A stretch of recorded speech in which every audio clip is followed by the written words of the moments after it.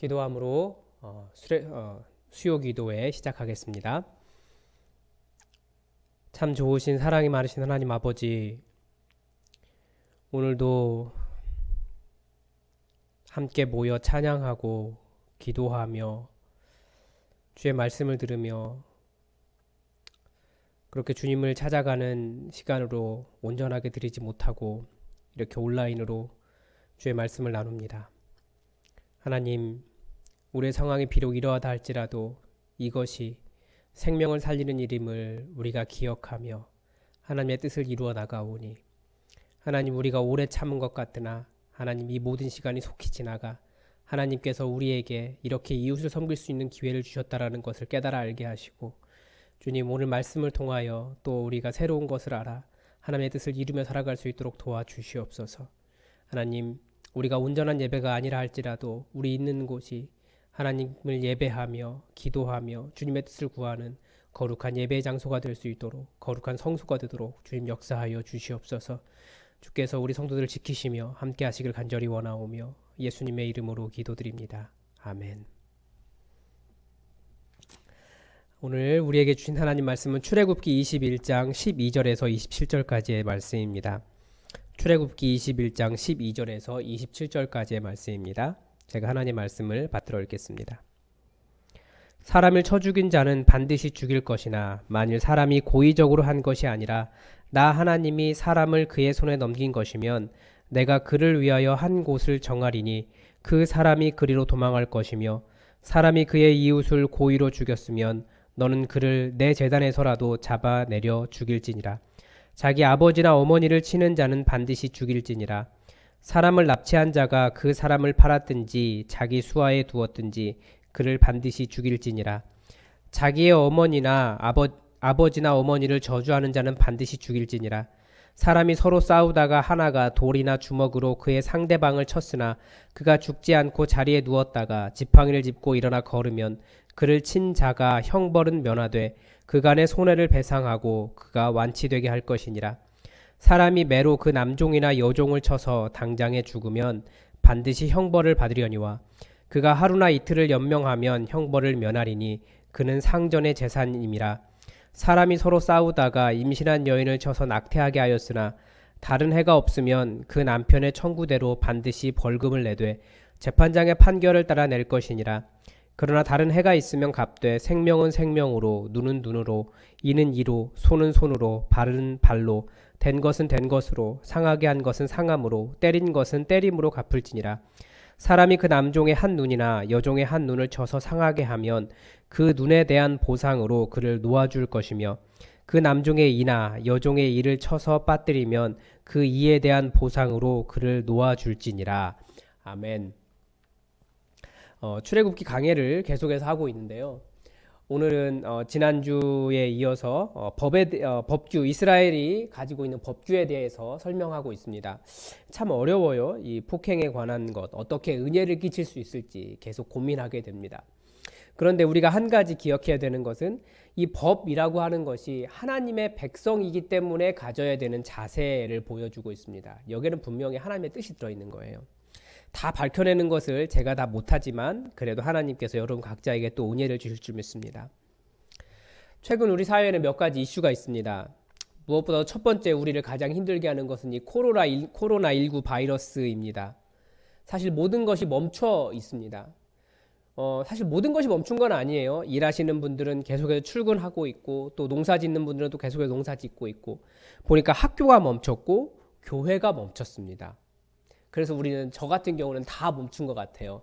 집안에 가면 아이들이 계속해서 집에 있고요.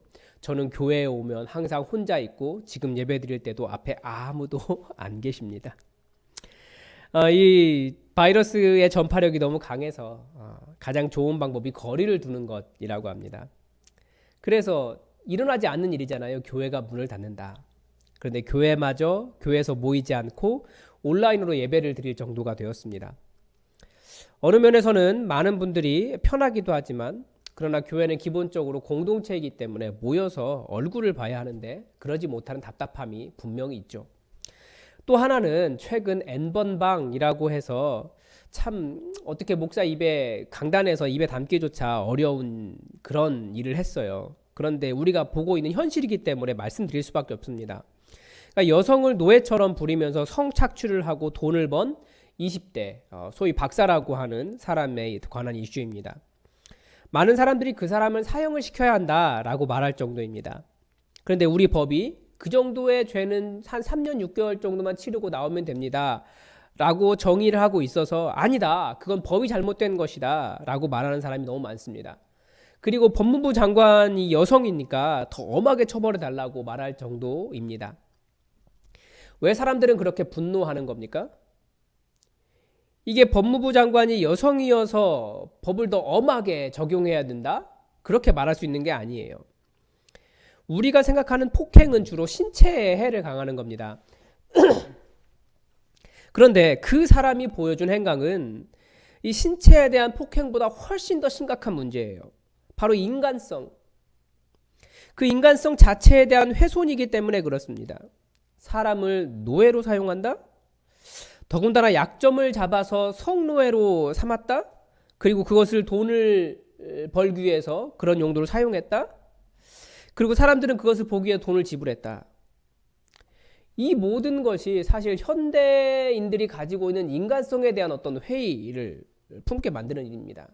그래서 그 N번방을 본 사람만 26만 명이라고 하잖아요. 그래서 뭐 사형해야 된다, 본 사람들도 다 처벌해야 된다라고 말할 정도로 엄청난 목소리가 있습니다. 어떻게 해야 할까요? 우리는 계속해서 출애굽기의 말씀을 보고 있는데 오늘 본문이 폭행에 대한 본문입니다. 지난주 본문이 종에 대한 법이었고요. 그러니까 출애굽기에서 긴 장을 할애해서 법규에 대한 설명을 하고 있는데 그 첫 번째가 종에 관한 법이었고 두 번째가 폭행에 관한 법이에요. 왜 이 둘을 법의 맨 앞에 배치했겠습니까? 이 법이라고 하는 것의 특징이 있죠. 우리나라 법은 주로 이렇게 하면 법을 정의하고 그 죄를 지은 거고 거기에를 어떻게 처벌해야 한다는 처벌 규정을 담고 있습니다. 그러니까 최소한 이 정도를 지키지 않으면 억울함이 없도록 이 정도는 처벌해야 한다라고 하는 것이 법의 내용입니다. 그런데 노예를 한번 생각해 보십시오. 지금 시대는 노예가 없지만 뭐 우리나라도 뭐 제가 불과 한 100여 년쯤 전에 노예가 있었고 제가 어릴 때 동네에 노비가 있었어요. 그런데 출애굽기가 배경으로 하고 있는 약 3,400년 전을 한번 생각해 보십시오. 그 시대의 노예는 어떤 의미겠습니까? 거의 집에서 기르는 짐승과 크게 다르지 않았어요. 누구를? 사람을. 그런데 성경은 그 노예도 비록 가난과 빚 때문에 빚을 져서 노예가 되었지만 사람이야. 그러니까 그 사람을 자유케 할 수 있는 방법을 찾아줘야 돼 라고 말하는 것이 앞에서 본 출애굽기의 노예법이었습니다. 즉 성경은 비록 노예라고 할지라도 그 노예에 대한 인간성, 그 노예의 인격, 그것을 존중하라고 가르쳐주고 있는 거죠. 그리고 나온 이 폭행에 관한 법도 마찬가지입니다. 폭행에서 끝나지 않고 사람을 죽이는 경우도 있어요. 그러니까 아무리 화가 나더라도 해서는 안 되는 일에 대한 선을 그어주고 있는 겁니다. 또한 이 폭행에 관한 법 속에 폭행이 아니라 언어폭력에 대한 부분도 나와요. 즉 주먹이나 흉기로 사람을 때린 경우가 아니어도 반드시 죽여야 할, 사형에 처해야 할 사람이 나옵니다. 그래서 오늘 본문에 나온 이 폭행에 관한 법은 사실 폭행을 어떻게 처리할 것인가에 관해 다루고 있지만 동시에 인간성의 상실의 문제를 어떻게 다뤄야 하는가와 같은 내용입니다. 현대 그리스도인 사상가 중에 미로슬랍 볼프라고 하는 사람이 있습니다. 그 사람이 배제와 포용이라고 하는 책을 썼습니다. 그는 이 책의 첫 마디를 이렇게 시작해요. 머릿말에서. 내 강연이 끝나자 위르겐 몰트만 교수가 일어나 예의 구체적이면서도 날카로운 질문을 던졌다. 하지만 당신은 채트닉을 끌어안을 수 있습니까? 이 저자인 미로슬라프 볼프는 크로아티아인인데요. 채트닉은 세르비아 무장단체로 이 크로아티아인들을 잡아다가 강제 수용소에 몰아넣고 또 여성을 강간하고 교회를 불태운 일종의 군사 집단이었습니다. 무장단체였습니다. 볼프가 자신의 강연에서 한 내용이 뭐냐면 하나님이 그리스도 안에서 우리를 끌어안듯이 않으셨듯이 우리도 원수를 끊어 안아야 합니다 라고 주장했기 때문에 위르겐 몰트만 교수가 날카롭게 그 부분, 그리스도인들이 이상적으로 예수님의 사랑이 나 같은 죄인도 용납하셨으니까 우리도 예수님을 닮았다면 그렇게 용서하고 사랑하고 용납할 수 있어야 하지 않겠습니까? 라고 하는 그 부분에 대해 과연 감당할 수 있겠는가? 너라면 그렇게 할 수 있겠는가? 라고 지적했다는 겁니다. 물론 저자인 볼프는 계속해서 자신의 책에서 아마 못할 겁니다. 그러나 그리스도를 따르는 이로써 내가 그럴 수 있어야 한다고 생각합니다. 라고 계속 말합니다. 즉 현실과 이상 사이에서 굉장한 고민을 하면서 그의 책 배제와 포용을 썼습니다. 아마 그런 고민이 있었기 때문에 그의 책이 현대 기독교의 고전이 되어가고 있는지도 모르겠습니다. 그리스도인들은 그런 부담이 있어요.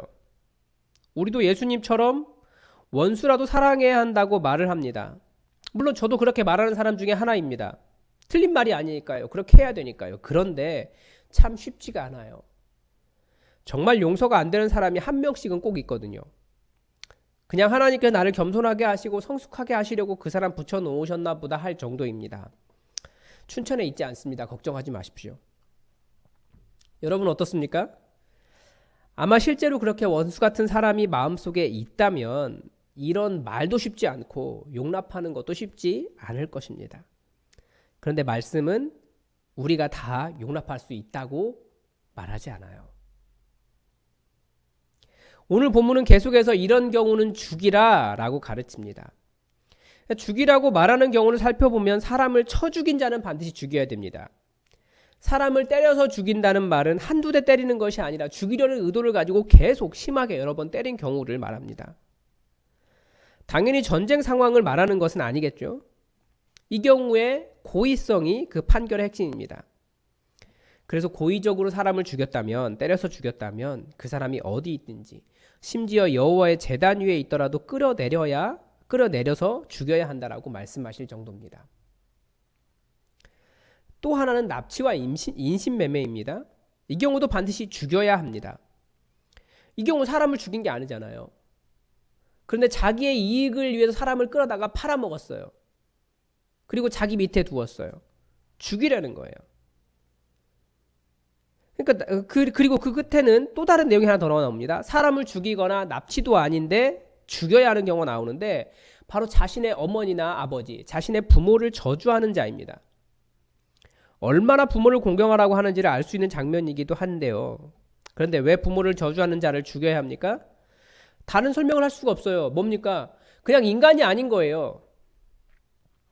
인간성이 상실된 사람을 어떻게 정의할지는 다양한 논의를 해야겠지만 최소한 다른 사람의 생명을 빼앗는 경우, 다른 사람의 신체의 자유를 빼앗는 경우, 납치나 그런 인신매매 같은 경우,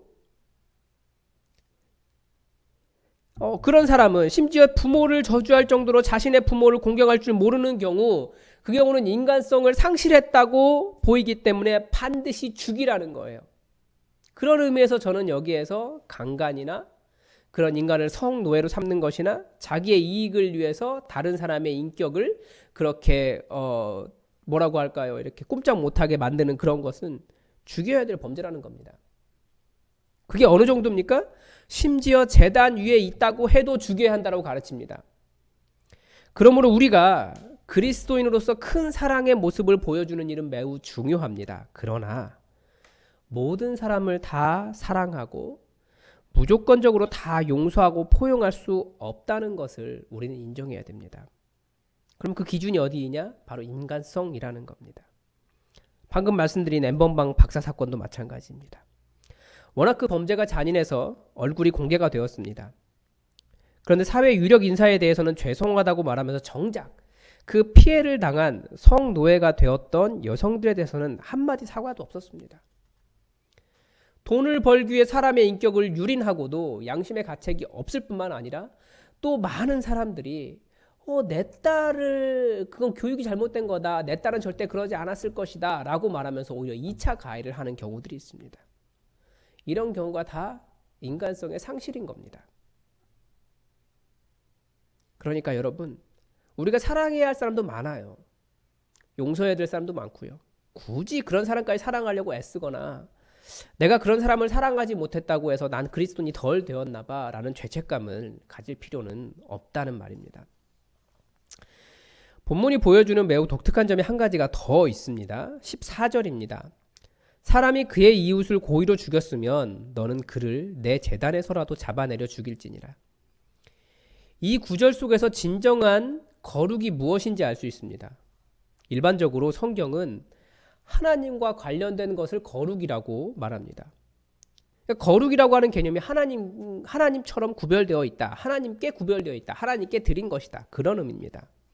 그래서 성전의 물건도 거룩하고요. 성전의 제물도 거룩하고요. 여호와 하나님도 거룩하십니다. 그래서 당시 아마 그 땅에서 성전이 아직 만들어지지 않았으니까 가장 거룩한 것이 있다면 바로 여호와 하나님께 제사를 드리는 제단이었을 겁니다. 그런데 하나님은 고의로 살인을 한 자는 그가 여호와의 제단에 올라와 있다 할지라도 그를 잡아내려서 죽여야 한다라고 말씀하십니다. 진정한 거룩이 무엇인지 알 수 있죠. 그러니까 여기서 두 가지 배울 수 있는데 하나는 진정한 거룩이 무엇이냐, 또 하나는 하나님께서 원하시는 것이 무엇이냐. 두 개를 다 배울 수 있어요. 고의로 살인을 한 사람이 제단 위에 있다는 것이 무엇을 뜻하겠습니까? 그 사람이 자신의 죄를 회개하려고 제단에 올랐을까요? 저는 두려워서 감히 그렇게 못할 겁니다. 혹은 그러니까 제가 보기에는 자신의 죄를 인정하지 않으면서 스스로를 속이고 있는 거예요. 아, 그 사람은 죽을 만했어.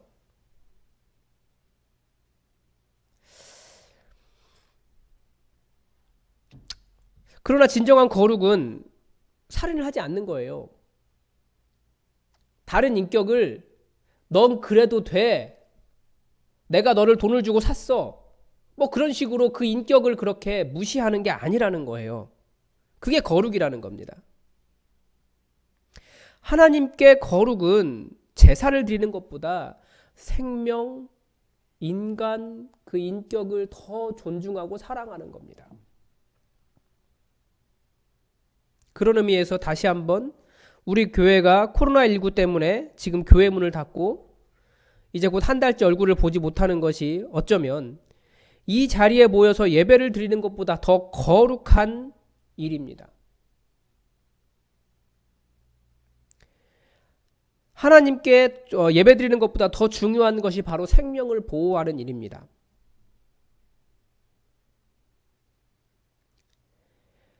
우리는 이렇게 거리를 둠으로써 코로나 바이러스의 확산을 막고 또 주변 상가와 이웃의 생명을 보호하고 있습니다. 또 성도들과 통화를 해보면 다들 자기 때문에 코로나 바이러스가 교회에 다른 사람에게 퍼지면 어떡하냐고 걱정을 많이 합니다. 여기에서 우리가 진정한 거룩을 볼 수 있는 거예요. 다른 사람의 생명을 배려하는 것. 내가 예배드리는 것보다 다른 사람의 생명을 보호하는 일이 훨씬 더 소중합니다. 여기서 두 번째 의미인 하나님께서 원하시는 것을 다시 배울 수 있습니다. 선지자나 예수님이나 동일하게 하나님은 제사를 원하지 않고 인애를 원한다라고 하셨습니다. 이 말은 사람들이 인애를 베풀지 않고 제사를 더 소중하게 여겼던 당시 시대를 반영하고 있습니다. 우리 시대도 그렇습니다. 예배가 소중해. 계속 말씀드리게 되는데요. 맞습니다. 그러나 더 소중한 것이 있다면 서로 사랑하는 겁니다. 그게 거룩이라는 거예요. 그게 하나님께서 원하시는 일이라는 겁니다. 지난주에도 말씀드렸지만 예배를 조용하고 집중하면서 거룩하게 드린다고 그것을 방해했다고 사람을 쫓아내거나 야단치는 일은 없어야 합니다. 아니 인애라고 하는 것은 그것을 훨씬 더 뛰어넘는 것이기 때문에 만약에 그렇게 하는 사람이 있다면 우리는 더 사랑스러운 눈으로 그 사람을 바라보아야 됩니다.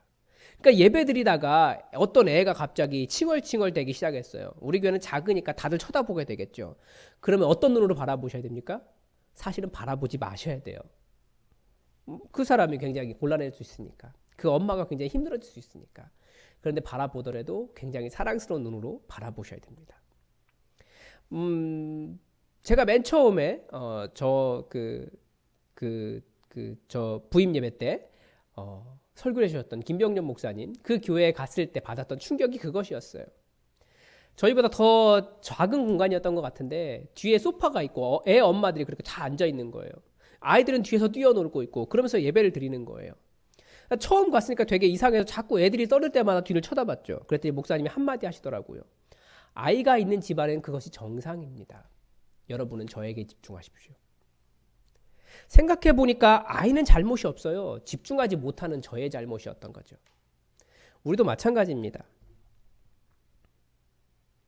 인애란 그 아이가 너무나 소중한 거예요. 그리고 어느 날은 그 목사님의 아들이 지금 뭐 대학에 갔는데 그 목사님의 아들이 목사님 축도하는데 이렇게 기어 나와서 아버지의 바지가랑이를 잡고 아버지는 축도하고 있는데 아들이 아래에서 응가를 했습니다. 보통 이런 경우는 난리가 난 것 아닙니까? 그러나 교회란 그 아이가 예쁜 거예요. 그게 인애입니다. 사랑의 눈으로 바라보는 겁니다. 그래서 저는 아무리 생각해도 우리 목장교회가 더 활성화돼야 된다는 생각이 들어요. 원래 가정에서는 아이들이 그렇게 뛰어노는 거니까. 가정에서도 아이에게 이 교회처럼 조용히 시키면 얼마나 힘들어질지 알고 있습니다. 그러니까 진정한 거룩은 생명을 존중하는 것이고 하나님께서 원하시는 것은 사랑, 인애입니다. 세 번째는 종의 몸을 상하게 할 때의 경우가 두 번에 걸쳐 나타납니다. 지난주에 보았던 종에 관한 법과 함께 역시 종에 대한 배려를 하고 있습니다. 하나는 종이라고 해도 때려 죽이면 그 벌을 받아야 됩니다. 주인이라고 할지라도. 반드시 죽여야 한다는 거죠. 종인데도. 대신 하루나 이틀을 연명하면 종은 그 주인의 재산이기 때문에 형벌을 받지는 않았습니다. 지금 생각하면 참 잔인한 내용이긴 하지만 3,400여 년 전을 생각해 보면 오히려 이 법이 굉장히 종을 배려한 파격적인 법이라는 것을 알 수 있습니다. 또 하나는 종을 때려서 종의 한쪽 눈이 상하거나 혹은 이가 상하면 그 종을 놓아주라고 말합니다. 이 규정은 바로 앞에 나오는 생명은 생명으로, 눈은 눈으로, 이는 이로, 손은 손으로, 발은 발로, 된 것은 된 것으로, 상하게 한 것은 상함으로, 때린 것은 때림으로 갚으라. 이걸 동해보복법, 같은 해를 똑같이 보복해줘라 라고 하는 동해보복법이라고 하는데요. 주인이 종을 상하게 했다고 종이 주인을 때려서 똑같이 그렇게 상하게 할 수는 없잖아요. 그러니까 그 보상으로 종을 놓아주라는 내용입니다. 당시 종을 재산으로 보았기 때문에 종에게 그렇게까지 보상을 할 필요는 없었던 것 같습니다. 아마도 법이 이렇게 되어 있어도 자유롭게 종을 놔준 사람은 그렇게 많지 않을 것 같습니다. 그래서 이 법이 매우 파격적인 거예요. 내가 마음대로 할 수 있는 내 재산이지만 생명을 함부로 대하면 안 된다는, 특히 인간을 함부로 대하면 안 된다는 매우 중요한 가르침을 주고 있습니다. 저는 이 법을 딱 읽는 순간 뭐가 생각이 났냐면 갑질이 생각이 났어요. 한국 사회는 굉장히 갑질이 보편화되어 있는 사회입니다. 사실 갑질을 하는 사람은 잘 몰라요. 당하는 사람만 느끼는 거죠. 그래서 요즘은 잘 등장하지 않는데요. 가끔씩 이 갑질에 대한 뉴스가 나타나긴 합니다. 갑질이 일어난 이유가 뭡니까? 내가 그래도 된다예요. 내가 너보다 더 높다. 높다고 그렇게 해도 되나요? 또 하나는 계약서상에 나와 있는 그 계약을 근거로 내가 너에게 경제적인 이익을 주고 있다. 또 하나는 내가 너에게 경제적인 이익을 주지 않으면 네가 먹고 살 수 없다. 그런 것들을 은근히 주고 있는 거죠. 그러니까 다시 말하면 내가 돈을 주고 너를 샀다라고 하는 개념이 들어있는 겁니다.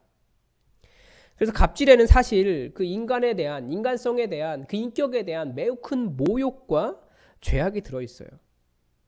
말씀은 심지어 종이라고 할지라도 비록 주인의 재산이어도 함부로 대하면 안 되는 것이 사람이라고 가르쳐줘요. 사람의 생명은 더욱더 그렇습니다. 그래서 한국 사회에서 일어났던 갑질 사건들을 보면 사실 종보다도 더 못한 경우들이 더 많아요. 일을 하는데 거기에 맞지 않게 턱없이 낮은 임금을 지불한다든지, 근로계약은 8시간인데 중간에 한 4시간쯤 비워놓는 거예요. 오전, 오후로. 그러면 그 중간에 집에도 갔다 올 수 없고 어디 쉴 데도 없어요. 그러면 결국은 앉아서 일을 하게 되는 거죠. 뭐 퇴직금을 주지 않기 위해서 11개월마다 재계약을 한다든지. 제가 이렇게 말하면 아니 그게 법으로 괜찮은데 왜 그것이 갑질이냐 이렇게 말하시는 분들이 있을지도 모르겠어요. 근데 법이라고 하는 것이 갑질을 정당하도록 만들어 놓은 것이라고 한다면, 그러면 그렇게 해서 만들어진 것이라고 한다면 그 법은 정당한 겁니까? 인격, 인간성에 대한 배려가 전혀 없는 건데 그것이 정당한 겁니까? 그러니까 모든 것을 돈으로 계산한다는 면에서 제가 볼 때 N번방의 그 박사와 크게 다르지 않다라는 겁니다.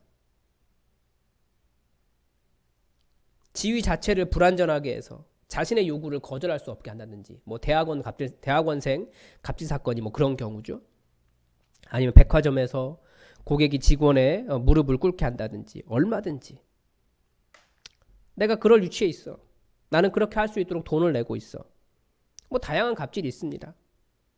그러나 인간적인 모멸감을 주는 것이라면 하나님께서 하나님의 그 거룩한 재단보다 더욱더 소중하게 여긴 그 생명을 함부로 대한, 그러니까 하나님께서 하나님의 입장으로 봤을 때 오히려 반대로 그 사람의 생명을 이 땅에서 지워버려야 할 정도의 큰 죄악이라는 것을 명심하셔야 됩니다. 말씀을 마치겠습니다. 폭력, 폭행의 문제는 단순히 누구를 때렸느냐, 그래서 누가 죽었느냐, 어디가 상했느냐의 문제보다 더 확장됩니다. 그 맞은 사람, 그 상한 사람은 하나님의 형상을 담은 너무나 고귀한 인간이에요. 그런데 누가 그 사람을 때립니까? 인간에 대한 존중, 배려, 사랑이 없으면 아무리 예배를 드려도, 아무리 많은 봉사를 해도, 아무리 많은 헌금을 해도 아무 소용없어요. 사람에게 잔인한데 그 사람이 어떻게 하나님께 인간적인 대우를 받기를 바랍니까? 그 사람은 하나님의 재단에 설 자격이 없어요. 아무리 많은 봉사를 해도, 아무리 많은 헌금을 해도, 아무리 많은 예배를 드려도 다 소용이 없습니다. 이런 관점에서 우리가 모든 사람을 다 용납할 수는 없습니다. 최소한 사람다워야 합니다. 물론 예수님은 하시겠죠. 우리는 예수님을 닮아가야 합니다. 그것은 자신의 믿음의 크기에 따라 다를 것입니다. 그래서 우리가 점점 예수님을 닮아가면서 그 수용성이 커지면 조금 달라진 그리스도인이 될 수 있겠지만, 그러나 우리가 처음부터 그것이 되는 것이 아니라는 것을 아시고 우리가 정말 인간성에 대한 것을 한번 다시 생각해 보셨으면 좋겠습니다. 내가 누군가에게 그 사람의 인간성과 인격을 무시하고 있지는 않은지. 나는 쉽게 한 말이고 나는 배려했다고 생각하지만 그 받는 사람의 입장에서는 다를 수 있다는 것을 기억하였으면 좋겠습니다. 내가 소중하듯이 이 땅의 많은 생명도 소중하다는 것을 기억하시기 바랍니다. 하나님께는 그 재단보다도, 교회보다도 생명이 더 소중합니다. 기도하시겠습니다. 하나님, 우리가 출애굽기의 말씀을 통해서 정말 하나님께서 인간의 생명을 얼마나 소중히 여기시고 하나님의 형상을 소중히 여기시는지 우리가 배웠습니다. 하나님, 혹시 우리가 잘 알지 못하는 사이에 우리도 다른 사람 위에 있으며 다른 사람의 인격을 혹시나 무시하며 살고 있지는 않습니까? 하나님, 우리를 불쌍히 여겨주시고 우리가 다른 사람의 생명을 배려하며 항상 그리스도의 형상을 닮아 더 많이 사랑할 수 있도록 도와주시옵소서. 단순히 다른 사람에게 해를 끼치지 않는 수준을 넘어서 진정한 사랑으로 다른 사람에게 대할 수 있게 하여 주시고, 우리가 다 용서하고 다 용납하지 못하는 한계가 있으나 하나님 점점 더 변하여 우리가 성숙을 이룰 때 더 많은 사람 사랑할 수 있게 될 것을 또한 기대를 합니다.